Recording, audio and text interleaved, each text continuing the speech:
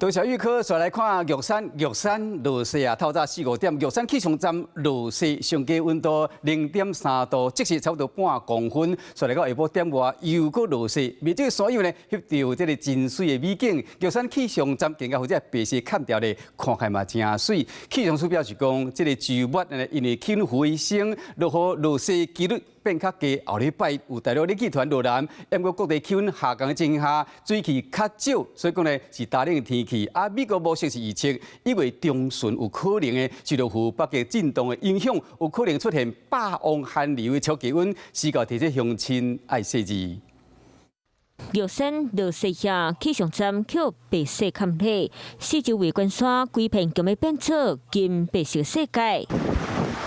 下晡4、5点，玉山气象站上低温干那0.3度，当时落米雪积雪0.5公分。伫咧玉山主峰北方路线的分车路口附近，嘛是规片白雪市。不过因为日头出来，气温开始回升，加上水汽无济，所以才无继续落雪。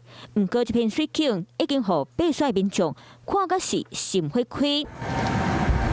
中央气象署预测，接落来拜6礼拜天气会略小落，想要看到雪，可能要等到后礼拜。下周一冷空气南下，大概预估是大陆冷气团的等级。不过这个冷气团可能会持续影响到一整周，因为高山的温度相对是比较低一点点的。从今天开始到下周，可能在3500公尺中部以北的山区，可能要注意路面疾病的情形。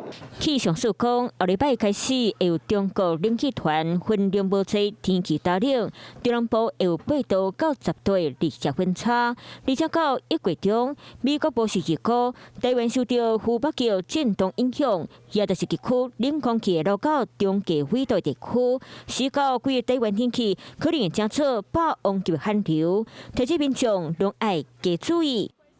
Hello， 我是张新文。想要抢先掌握最及时的新闻资讯吗？赶快订阅、按赞、开启小铃铛，锁定华视新闻 YouTube 频道。